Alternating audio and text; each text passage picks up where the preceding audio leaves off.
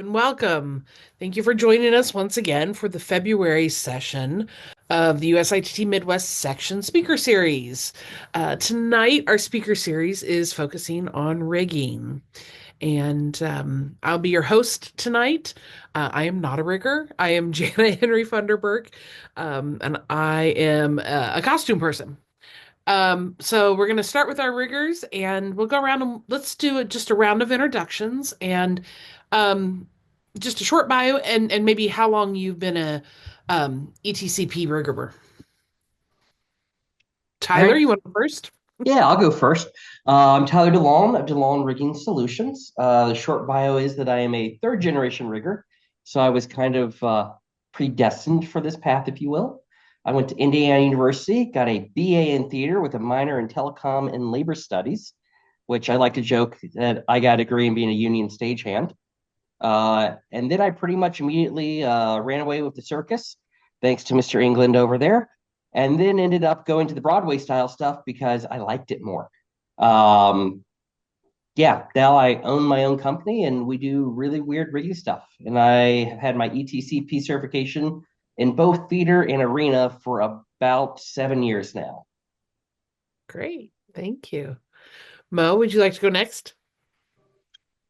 Hello, I am Mo. I am Mo Cockrell. I'm from the middle of the corn, nowhere, Illinois. I'm about halfway between Chicago and St. Louis, and Indianapolis, and whatever the border is on the other side. We're right in the middle of the state. And what we have here is corn.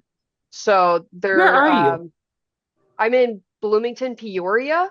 Oh, okay. I'm in Decatur. So, Oh, we're an hour from each other. yeah, we're close. Um, my cousin owns a barber shop in your town. Um, so I had a lot of time on my hands and not a lot to do with it. And when I was in high school, I started doing theater. Well, I had done theater growing up for a long time, but I got into the backstage side of theater my junior year. And then my senior year, I turned 18 a month into my senior year.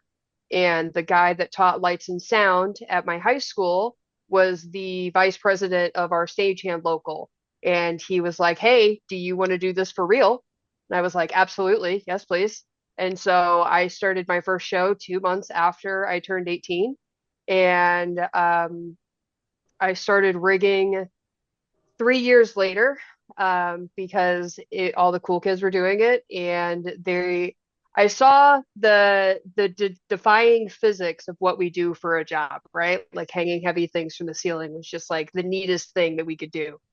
And so I befriended some old people, and now I've been doing this for since 2009, and I have been an ETCP rigger since 2020. Awesome. Great. Bill, would you like to go next? Sure. My name is Bill Rengstl. I am a touring rigger, 30 years. I started, I guess, being inspired to go into rigging when I was in college at Jacksonville University. I have a Bachelor of Fine Arts degree in tech theater. I got my IA card about 33 years ago in 92, started touring 5 years, four years after that, something like that. And still continue to tour and getting ready for stuff to gear up this year. Thanks. Scott? Oh, hey, cool. My mic is on. Uh, Hi, my name's Scott England. I am a native of Richmond, Indiana, which is where I grew up. I went to school at IU. However, my let's see. I was looking at the questions. Like my first paid job as a stagehand rigger was when I was in high school because we had a local opera company here, and I pulled curtain for them. That was in '86, maybe '87, and but my first paid job in entertainment was actually as a performer musician in a little professional tent company here that did musicals every summer, which was like 2 years before that. So I've been professionally employed in the entertainment field for many years. Um, and then went to IU. I've known Tyler since he was 4 years old, because my first tour was with his dad. Um, and dropped out of college. I'm a college dropout. Um, my first job after dropping out of college, my first full-time job was technically faculty at a different college, um, basically being their shop foreman, and did that for a while. And then I was visiting Philadelphia, went to work for Bill and Mike Sapsis for 2 weeks and was there for 7 years. And then I ran away with Cirque in 2002, did Big Top touring for about 3 years, then moved to Vegas in 2005, and uh, went to work at Love, or sorry, went to work at opened Love, and lots of other shows. So rigging has taken me to 13 countries, and I've opened lots of really big, really big shows. All right. And last but certainly not least, Siobhan. Hi, my name is Siobhan. I started rigging in about 2014.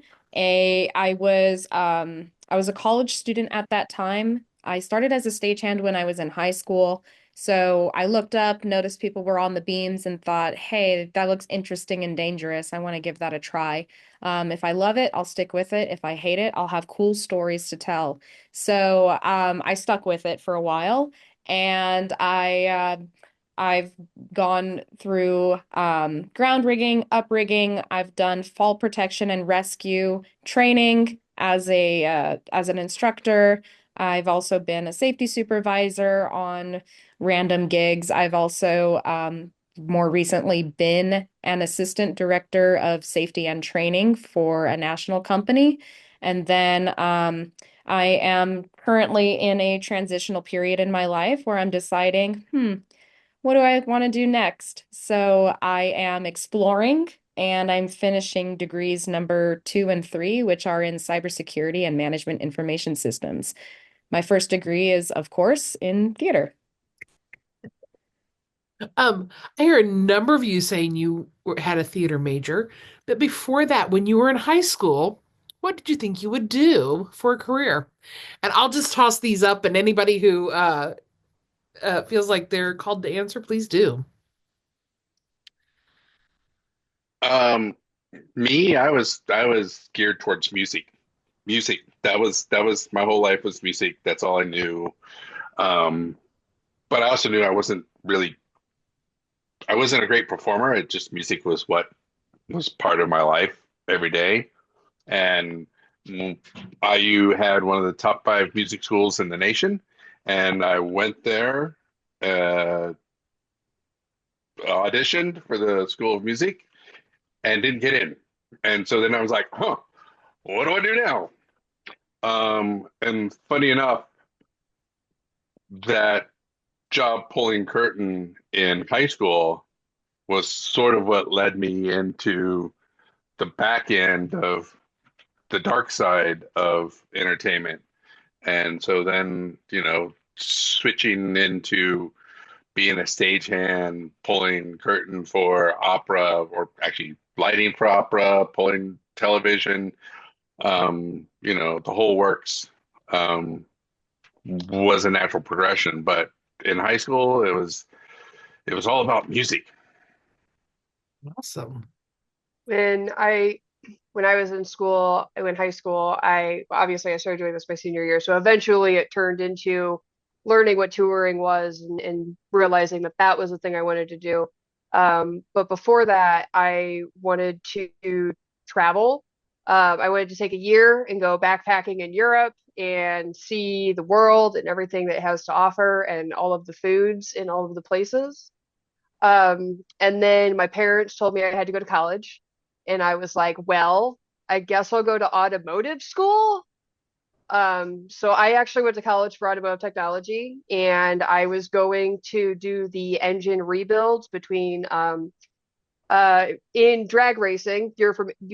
You from Indy know exactly what I'm talking about, but in drag racing, they go really fast in a straight line, and then between all of those, they take the engine apart and then they put it back together with new pieces because you probably burned a lot of things in that last turn. So my goal was to go do that. And then life happened, and I had still been doing stagehand stuff as like a side gig. And that just turned into 15 years later, realizing that this is what I do now. That's cool. When I Tyler, was in college, or excuse me, when I was in high school, I was really interested in engineering. And when I was trying to decide what to major in college, I couldn't decide between business, engineering, or theater. I chose theater because I thought it would be the most fun. And as far as engineering is concerned, I had considered mechanical engineering, and I was trying to figure out what type of engineering degree would make me be able to be an engineer for roller coasters or someone who could design ride systems. Um, so when I say I'm in a transitional period in my life, I am re I'm revisiting the other things in my life that I wanted to do, tapping into that inner child and figuring out, gosh, I have so many interests. What do I want to do next? But when I was in high school and I decided on theater, my senior year is about when I started doing backstage work. And that's when I discovered busking lighting. So I thought, wow, I really want to be a lighting designer. Because that was just the first thing that I was ever exposed to. When I got to college, it was the summer going from freshman year into sophomore year that I thought, well, time to get a job. And then I connected with someone who was able to teach me rigging. great. I was going to say, Tyler, did you always know that you were going to be a rigger, or did you have other dreams? I'm a third generation, so my No. joke is that I was pretty much screwed from birth, and that's not completely inaccurate. Okay, that's fair, right? That's fair. Um, one of the things that I'm like hearing from all of you as you say these things, like, there was another vision, right? Like engineering or motors and it's really interesting how those things are really kind of circling what it is you actually do now. It's a different expression of some of those same skill sets. So I think that's interesting. Oh, I don't do rigging now. Oh no, no, no, no, no, no. I'm rigging is just what I've done the majority of my career. Yes. I think it's also like people define rigging differently because some people think rigging only means being a ground rigger, or some people think only being an uprigger is what rigging is, and that's not true. There's also production riggers who are involved with doing the calculations and who are involved with looking at the plans and creating the drawings and coordinating with other departments to make sure everything works. So I think it's really important to understand that rigging embodies a lot of different types of roles. Mhm. Yeah, And I for mean, example, there's like there's arena riggers, there's theater riggers, there's um special circus effects and riggers, stunt riggers. Yes, and stunt circus riggers. riggers. There's a lot of different kinds of rigging as well.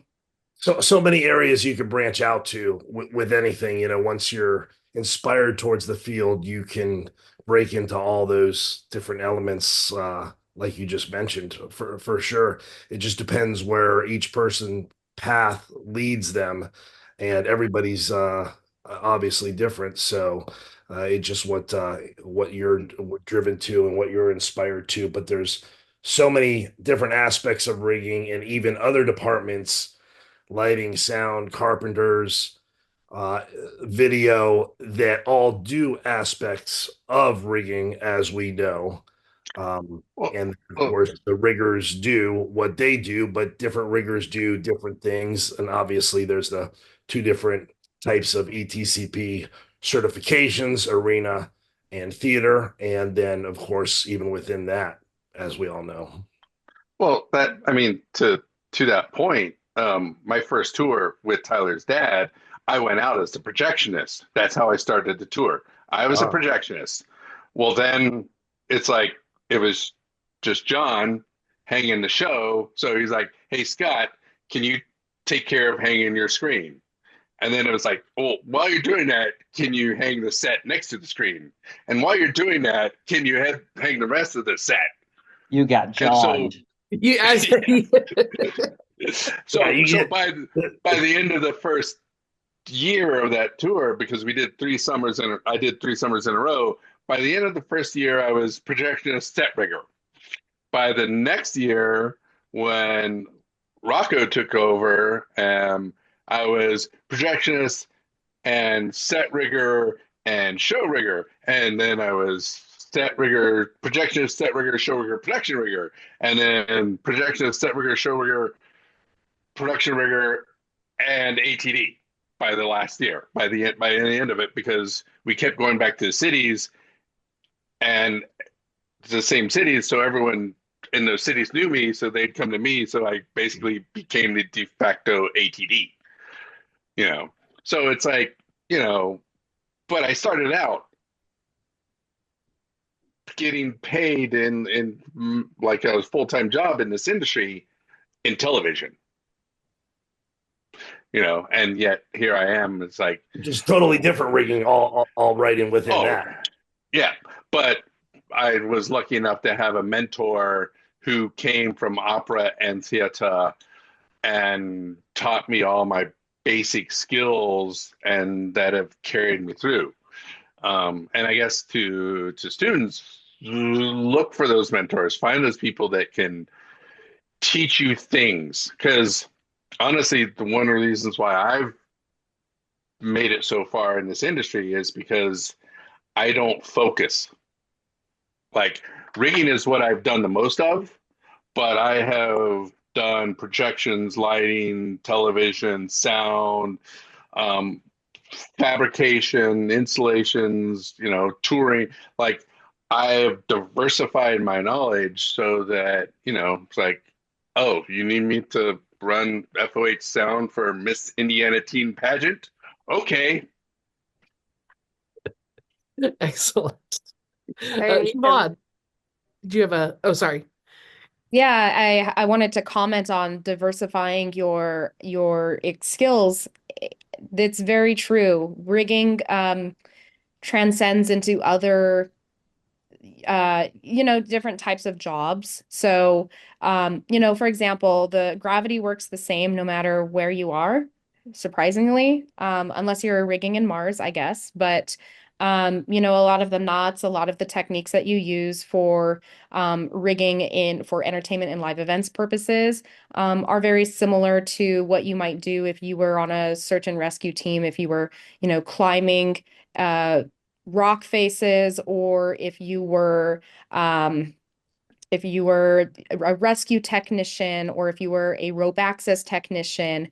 There's obviously differences between those types of jobs, but the skill set that you have can translate into those different roles. So as an example, during the pandemic, when a lot of live events were canceled, I actually pivoted and was teaching rescue techniques to wind turbine technicians.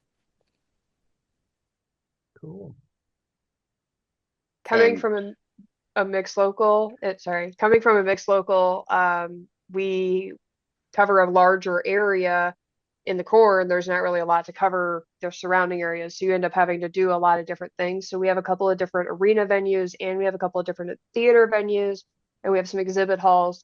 And so you kind of see a lot of different variations of rigging in our house by itself, as well as all of those departments needing people. And so like personally, I am our hair person, our wardrobe person, I think the only thing I really don't do is audio on a regular basis because I'm half deaf in this year, and lights because I don't want to. But like fly rail and all of those, oh, weight rail because I don't want to. I don't do weight rail, but like I run the fly rail. So having all of those different categories of knowledge helps you also understand how they all work together, how we can all work as a team together, because you know that Tyler over there is trying to get something in the air, and so we don't want to put our trust in the way with Tyler getting his stuff in the air. And you realize that because when you know rigging, you learn where your things in a different category should or probably shouldn't be to make things efficient. Yeah, I think that's a good point, particularly being in a smaller mixed local. If you want to work, you if you Yes. want to make a paycheck, you better be willing to do some other duties as assigned. So, yeah, Yeah. good point. And, and also as, pivoting during hard times because when pandemic hit, I never stopped working because I was able to pivot. So I basically became the representative for an LED company installing a small little LED sphere inside Resorts World, which then led me to get a job working on the Las Vegas MSG sphere, which then that is one of the reasons why I'm now working on a project that dwarfs that LED wise. And, it's just like, yeah, when I'm sitting there counting on more fingers than I have on how many like buildings can fit inside of the building I'm working on right now, it's yeah, it's like the ability to pivot is always a good thing.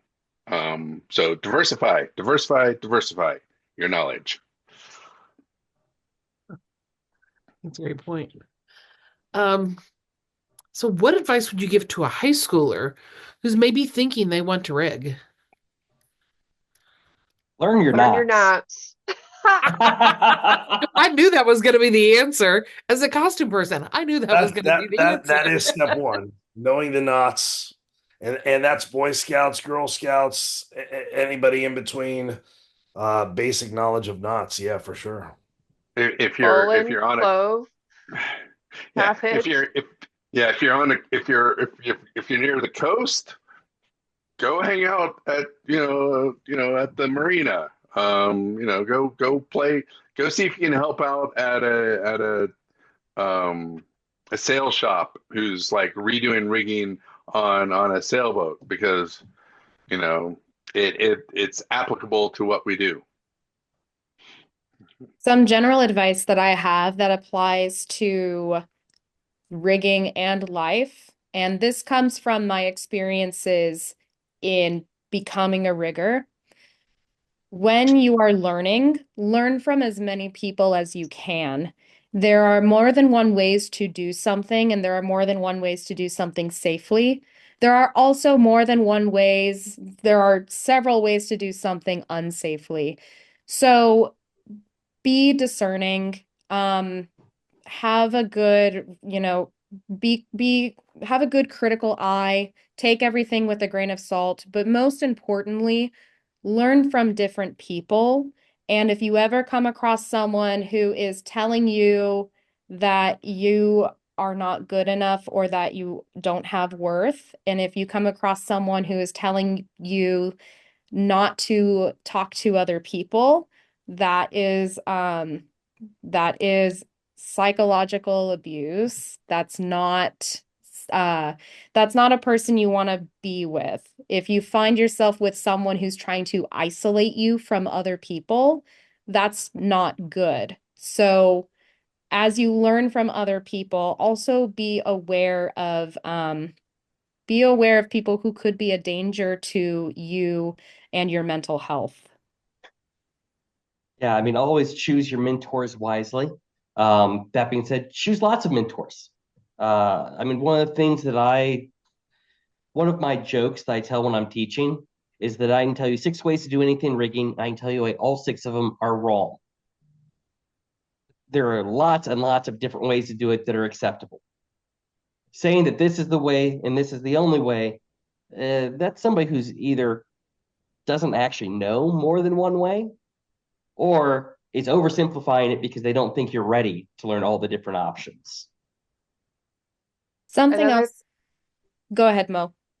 another thing is if you genuinely want to learn something, know where to stand your ground. Because if you meet somebody that doesn't think that you should learn it, there's probably a reason that they don't want to teach you it, and it's probably a them problem. So find someone who is willing to teach you, right? Because if you're passionate about learning, then someone will teach you. You just have to show that you are passionate about learning and being open to learn. And for everybody, it's allowing yourself to be bad at things too, because we do a really high risk job rigging, and we need to learn things on the ground before we send them upstairs. So we have to allow ourselves to be bad on the ground because we can't allow ourselves to be bad in the air. And so in the beginning, when you're learning, give yourself that grace, but also know where to stand your ground if somebody is like not necessarily willing to teach you the things that you're passionate about learning. And the other thing I would say is don't be afraid to say no. And there's several categories to that. There is the no, I think that's unsafe. There's the no, I don't feel safe doing that. And then there's just the no, I don't understand what you want, and I don't think I have the capabilities to do what you're asking. And there have been many situations throughout my career where I'm just like, no, no, no. Like, you know, it's pouring rain, but I'm going to be making like $50, $60 an hour, but I feel like I got pneumonia. No, no, I'm calling in sick today. You know how much money you're not going to be making? Yes, I know, but my safety and my life mean more to me than $60 an hour right now. There's we need to do that. I'm not comfortable doing that because I don't have the knowledge or feel that what you're asking me to do is safe. It's like being able to say no is really, really important, I think. And if you And don't know, ask. Better to Yes. ask than assume and do it wrong. And it's just better to ask, even if it's a stupid question. And a lot of the learning as you're growing is learning what not to do. There's more times we see it every day. We're learning every day, and we're learning also what not to do as well. on saying no, you and on standing your ground, make sure you surround yourself with good people who are supportive of you and who can be honest with you. So, be a responsible person, show up on time, and be an accountable person. So if you mess up, don't brush that off. Don't be like, oh, no, no, no, I didn't. Just acknowledge sometimes we mess up. And like Mo said, you're gonna mess up sometimes. And that's okay. So, but be someone who is going to take accountability for their actions. That's really important. And on protecting yourself and protecting your safety and your own health, there could very well be a scenario in which you join a crew and they just say, "Here, put on this harness and go up there." Seek out training opportunities. Something that you really don't want, a situation you really don't want to put yourself in is one in which you are not prepared for the job. That's where accidents can happen, and another place where accidents will happen is when you find yourself rushing, then that's exactly the moment to slow down because that's when an accident's going to happen. Flow is smooth. Can't Smooth as compromise fast. safety to save time. Can't compromise safety to save time, no matter what. Excellent. Excellent to hear. Excellent to hear. Does this advice change for a college student, or would you give them the same advice? Uh, Same Same advice, advice. honestly. the only Maybe thing I would add, a step further, once you're of that right age, 18, and you can start working with local crews and applying all of these things that were just said. So you're working side by side with fellow riggers, stagehands, and whatnot, and seeing what path, if you're going to pursue rigging, and learning from them what to do, what not to do, asking questions, and progressing. It's a lot easier once you're of age to be employed in it. High school, you're still, getting to that path, I feel. and the other thing I would say is by that point, the other thing is you have your hard skills, but you should also really work in, a few of us have touched on this. You really need to work on your soft skills. Like you need to be able to listen, you need to be able to learn, but riggers have this, I'm not going to say it's unfounded, but we have this um uh Ego. really yeah, we've been known to be egomaniacs, Attitude. and the thing is, it's like I've worked with the old school, I've worked with the new school, and it's like, yeah, it's great, fine, you know your stuff. So does he, so does he, so does she. We all know the stuff. You don't have to have an ego about it. So work on your soft skills, and because I'm up there, double nickels, and I learn new stuff every day. Every day I'm learning something new. Like if and you will be for your entire life. So just be open to learning new stuff. And especially these days, um, I would really say that if you have the opportunity, learn as much computer skills as you can. If you get the opportunity to get any sort of free discounted classes on any sort of CAD programming, um, anything related to our industry, learn it. Because I spend basically 8 hours a day right now in front of a monitor drawing up things because I started drawing things with pencils and worked in fab shops, and that knowledge has got me to where I'm like, I'm going to sit here and figure out how to attach 800,000 LED panels. Yeah, AutoCAD and Vectorworks for sure would be anybody that was like, what is a basic skill before I decide what I really want to do?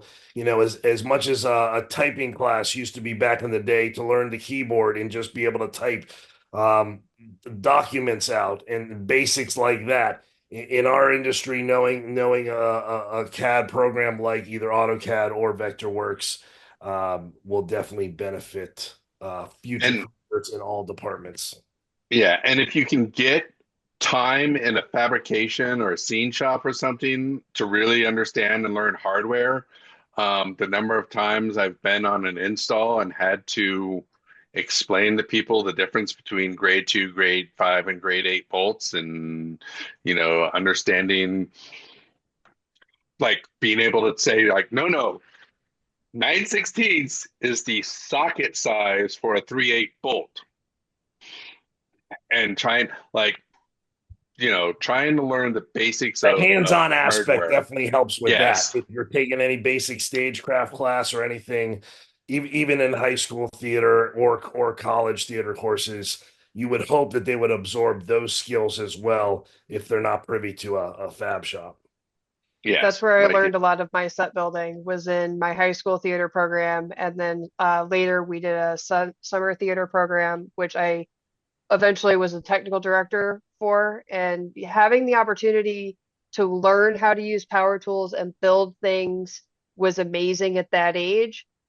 being the person that then taught people that age how to use power tools and build things was a very interesting experience in life. And I wouldn't trade it for the world. So that has also helped me in the future of like now, like knowing, when somebody says some obscure name, like I know, oh, that's from wardrobe, or that's from building the set piece for this flat, or what a flat is even. Yeah. Oh yeah. I mean, the one thing I'd add to what everybody has already said is when you're in college, go do the summer stocks, get out there, experience it. And when you're picking one, it's better to be a little fish in a big pond than the big fish in a little pond. The example I always use is like for myself, I got to choose between the Brown County Playhouse in Brown County, Indiana, or the Santa Fe Opera. I could have been a head carpenter at one, and the other, I was a stage apprentice working 80 hours a week. I learned so much more at the Santa Fe Opera than I would have learned at the Brown County Playhouse. To be I've fair, though, to be fair, though, I the corollary to that is I got so much more work and worked so many other projects because I stuck around because during the summer actually that was really sort of my integration into rigging specifically was at IU Telecom working in Studio 6. Everything slowed down for the summer and we were redoing the rigging system and rebuilding the winches that summer. Because I stuck around, I got to rip apart motors and winches for the first time. And so, not discounting what Tyler says, but if the opportunity doesn't lend itself to that, look at what the other opportunities there are around. Because there's always an opportunity to learn something. And me sticking around to make money, I learned a whole lot more about how winches work. Something I would say to college students is appreciate where you are. And I'll tell you what one of my thoughts are. I won't call it a regret because I'm very happy with my 12 years so far in this industry. But when I was in college, that's when I started rigging professionally.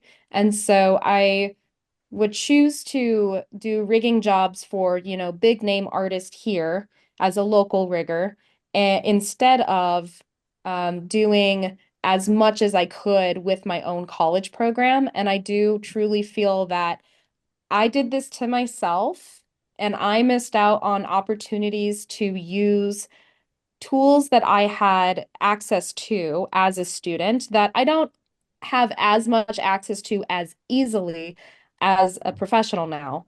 So, for example, I could have spent more time on a lighting console, could have spent more time learning audio. I could have spent a lot more time in the scenic lab. I could have spent a lot more time in the paint lab. So, am I happy that I went head on as a rigger and got to do so much and eventually do so much with fall protection, rescue, and safety? Absolutely. But at the same time, now I'm thinking, well, what do I want to revisit? So no matter where you're at, pay attention to the things that you have access to, pay attention to the people that you have access to, and really take advantage of where you are and really, really appreciate where you are because we're all on our own timeline. There's no rush to become any sort of leader in any amount of time. You run your own race. And with that said, I do see that Mike has a question that I would love to address, but Jana is I think our next question is actually going to answer that one for Mike. I have a note on the resources and where you're at. If you are a college student and you have a .stu email address, there are a bunch of resources that are out there for free that you can sign up for. I don't have any in front of me to be able to point out to you, but if you go out and look, there are a bunch of resources that you can get an AutoCAD program for free with a .stu email address. So look into those because you will definitely want to take advantage of them. Yeah. Our next question is, what advice would you have for someone who is doing a career change into rigging? So there's Mike's question. I'll start that one. Uh, my advice is number one, take stock of where you're at and what transfers. If the answer is almost nothing, go find the closest IA local, get on their overhire list, and don't be afraid to tell them that you want to learn to rig, but expect to spend the next year pushing boxes and proving to them that you're willing to work hard. So they should invest the time in teaching to rig. But that's my go-to answer is if you don't have an in, go push some boxes until the in appears in front of you. Got to start working with a local, like you're saying. Some locals are harder to get established with, like when I would see you in Indy, Tyler, and stuff, that are hardcore. But depending on what city you're in and who has the labor at the arena or whatever, whether it's IA or whether it's non-union, best thing to do is get going with them. That's moving forward into it. And if you're between big towns, check for the smaller, medium-sized towns and see if they have a local. I'm 2 hours from 2.5 hours from three very large locals. And it's going to be astoundingly easier for those people that live in that halfway zone to come find work with our locals that are smaller than to go up to Chicago or to go to St. Louis. You're going to have a lot more opportunity if you look into like the medium-sized towns. And back to your point about a mixed local, that way you actually learn more skills. Back to my initial diversify your knowledge, because the more you know about various things, the more the more you're worth to the local and or future job employment. You know. Go ahead, Siobhan. Tyler, are you able to bring up that last question from Mike? I wanted to have it in front of me. The one that I Yes. didn't delete, but Oh, move I'm on. sorry. You know what? I go I've to got the under the answered. I found it. So, so in general, so for anybody, I would say go create a LinkedIn account. Seriously, I have gotten opportunities through LinkedIn, and just in the search bar, type rigger or type whoever you want to be associated with, type that role in, start befriending people, adding those connections, and send them messages showing that you're eager to learn. That is I would some general advice that works for anybody. Now, for Mike I in would particular, he has experience in the telecom industry with cell towers. So, with that, you have strength in that you are a climber and you probably know how to do a vertical rescue. I would hope that you either know how to self-evacuate from the tower if something were to go wrong, if something caught fire somehow, or if you were working, with a team and someone were to go unconscious or get injured or something, that you would know how to rescue that person. But you also know how to use fall protection devices and tools. And that is going to come in handy when you are an uprigger in a stadium or in an arena or in a theater, doesn't matter what the application. So that's where your strengths lie, where you have opportunities to grow and to increase your likelihood of entering the industry is by learning the jargon, learning the lingo that we use, understanding what upstage, downstage, stage left, stage right means, understanding what pushing boxes mean, understand what FOH stands for, understanding what a motor is, learning the basic vocabulary that we use, because then you start to speak our language, and that makes it a lot easier for you to catch on to the other techniques that you need to learn to be successful. So that is the advice that I have for anybody. And then if you're someone who doesn't have cell tower experience, think about where you're at and think about how your skills transfer into the rigging world. And even as Scott was mentioning, when you diversify your skill set, if you're savvy with if you're really savvy with spreadsheets, that's even really helpful, truly. So think about where you're at and how your current skills apply to performance rigging, and then think about find vocabulary lessons, find YouTube videos, check out those resources and learn our language. A couple things to tag on to that. Um, I don't have mine in reach, but if somebody has their backstage handbook within reach, that's a good one for just learning what stuff is. Third edition best. And then related to LinkedIn, theatrical rigor, not entertainment rigor, because I started out as entertainment rigor, and there you go. And I get so many inquiries on my skills at doing 3D animation on walls for games and stuff, because yeah, other industries have taken that term rigor and they use it in computer animation for texturing walls. So, you know, when you do a search for rigor, look theatrical rigor, look, don't get frustrated like I do, because I'm like, oh, this looks at, oh no, this job has nothing to do with me.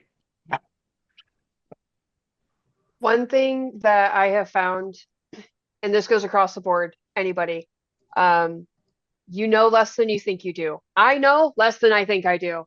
I went on tour and I walked into my first house and I realized I didn't know half the things I thought I knew.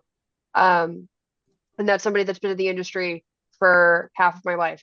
So know the things that you know for sure, right? Gravity goes down and heavy things can kill people. But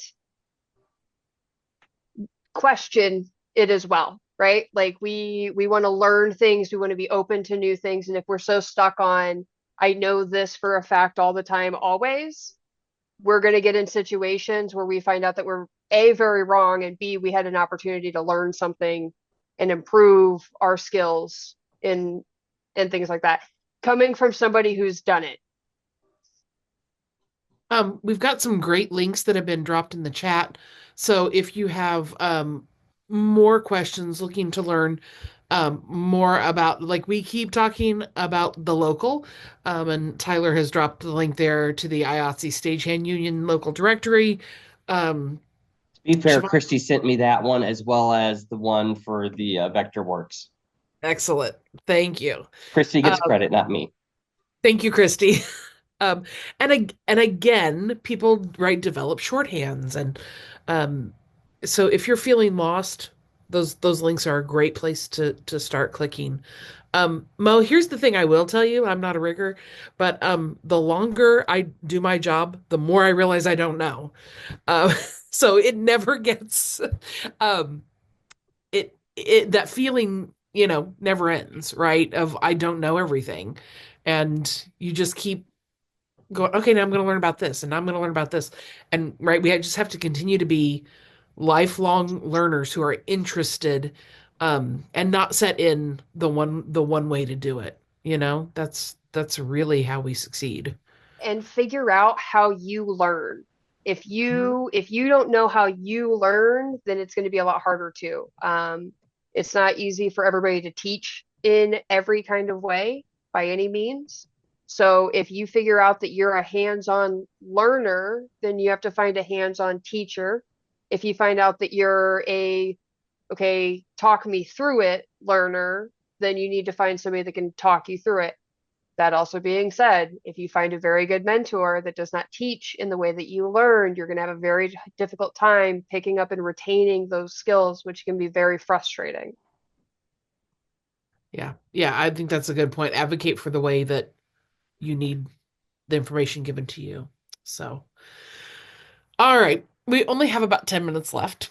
So I'm gonna ask, what was the moment that you thought, "Ah, I've made it. I'm a rigger." I never have that moment. I've never had that moment. Never had it. I've had that I moment was, several times. First time I I was, actually can blame Scott England for. yeah, I was on top of a back. tent in a hurricane outside Montreal. And I had a moment of, hell yeah, this is what I do. It was a horrible choice, but there I was. Yeah, I mean, I was being called a rigger long before I was comfortable referring to myself as a rigger. Um, it was I like my boss when I was, the shop foreman slash ATD at a little liberal arts college was like, well, a rigger like you. I'm like, whoa, whoa, whoa, whoa, whoa, whoa, whoa. I'm not a rigger. I like rigging, and I focus a lot on that because it's something that really interests me. But I'm not a rigger yet. It was yeah. So it was. mm, I've probably been working at Sapsis for maybe a year or two before I was comfortable being referred to as a rigger. You know, it's because when you really understand it, there's a lot of responsibility with that title. That little title can carry a lot of responsibility, and it's not to be carried lightly. So, yeah, it was a few years. Yeah. Yeah. Well, I constantly have the this is what I do moment of like when you stand back and you look at all the heavy things in the air and you're like, wow, I helped make that happen. Like that's wow. Um, but my like I did it moment was being on tour the first time and walking into my first arena and it being my first arena that I didn't work at as a local. And I walked into UBS in New York where the Islanders play. And I looked around and I was like, the Islanders play here. I mentioned earlier, but not in the to everyone, I am a huge hockey person. And so for my first like real venue to be like a hockey venue and then to be able to hang things from that and be like I had a part in that. Like that was my moment of being like, oh, okay, I know what I'm doing. They let me do things in New York. Like I'll say I've never had I mean I've certainly had moments, but it's hard to ride on that moment for too long because you're always meeting someone who has done something different, who has maybe done more than you, and maybe it's something more in a certain area, but you've done more in a different area. But there's always something new to learn. There's always something new to experience, and I don't think we live a life long enough to allow us to experience all the things that we can, unfortunately. Um, but certainly I'm just happy to be here. I'm just honored that Tyler asked me to be part of this. Okay, Siobhan, what's your coolest gig? How about that? Uh I my coolest gig that I'm like most proud of is I did a permanent install in Vegas and it was for a magician. So it's just is a really well-known person and you know, whispering to my boss and being like, "Hey, I think the truss is gonna mess with the sight lines for the people all the way up in this mezzanine, this back of the mezzanine level." And the artist to be like, "I'm sorry, what was that?" And I go, so this is what we may want to adjust the truss this way."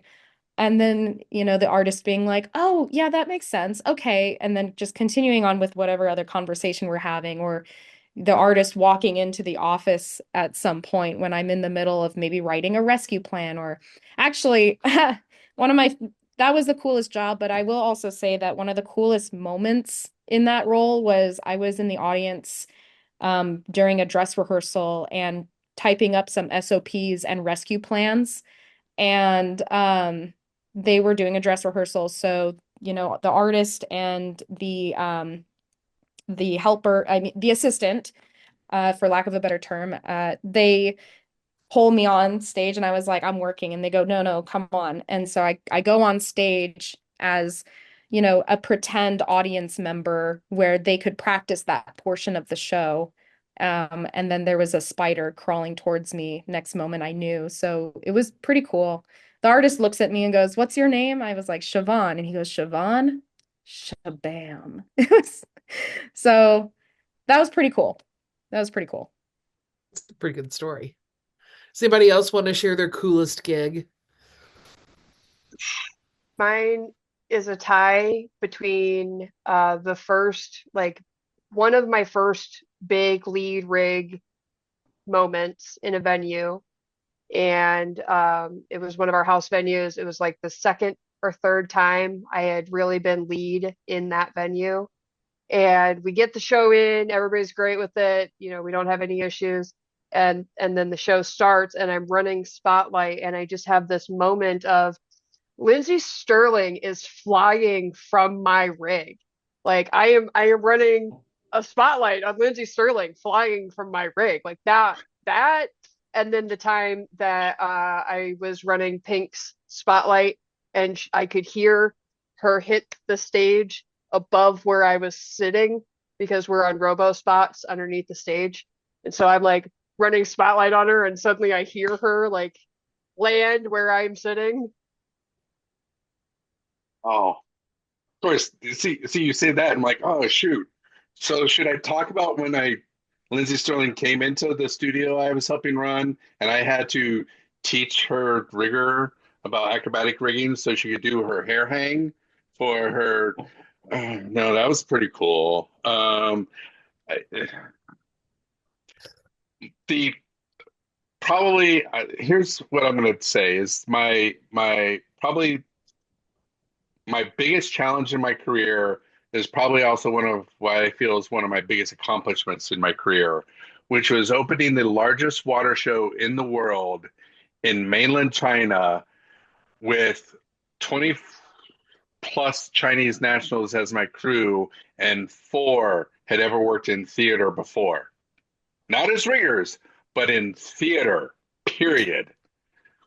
I had kids who they most of them were pulled out of the local university that specialized in sports and outdoor sports. So I had people who had degrees in backcountry first aid and this and that the other. And we opened the Han Show in Wuhan, China, before the world knew where Wuhan was, and not a single production rigger who that was brought in from the West, nor any of these um, acrobatic, fly-by-wire riggers who were brought from Hong Kong or Beijing. None of them were running cues on opening night. It was all of the crew that we had trained up and were running that show opening night. And that was probably like the highlight of my career in that I taught these kids from up, like teaching them upstage, downstage, left, right, to reopen that show with only them up doing cues. And many of them went on to work in Shanghai, work in Dubai, work in Macau, work around the world. There are some of the technicians from that show that are touring the world right now with some major, cruise ships, Cirque du Soleil, Dragon, working all over the world. And that was the highlight of my career, was being able to teach these people from knowing nothing about theater to opening the show 6 months later. I'd say that's some good teaching. Yeah. Should be proud of that. I am really honestly, and that is, it's like all the people I've flown, that like, all the superstars and whatnot, I've adjusted our harness. They're really cool. They're nice people. Da da da. But that's where, I want to that hear one's Bill's gonna answer. be. Too many, Um, but always proud when we could fit the touring shows into venues where they don't, things like that. Setting new standards, not literally like the writing of standards or anything like that, but kind of setting new standards in different cities and venues to adapting the rigging and having a plan come together from the pre-production starts of the drawings and the CADs and then the overlays and then executing them on site when it's time. So with each show or each tour that brings its challenges, there's always those proud moments of success and some are more painful births than others, but it's always good in the end. And yeah. Thank you. I think all of those are really fabulous answers. Um, and impressing that you gotta love this kind of work, because you have to take it seriously and you gotta put your heart into it. And so if nothing else, I have definitely seen that from you all tonight.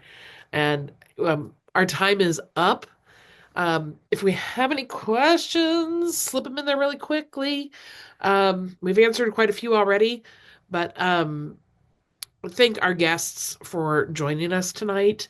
Thank you for your expertise and your humor and sharing with us what it is you do. So thank you from the Midwest section, and we'll see you next month.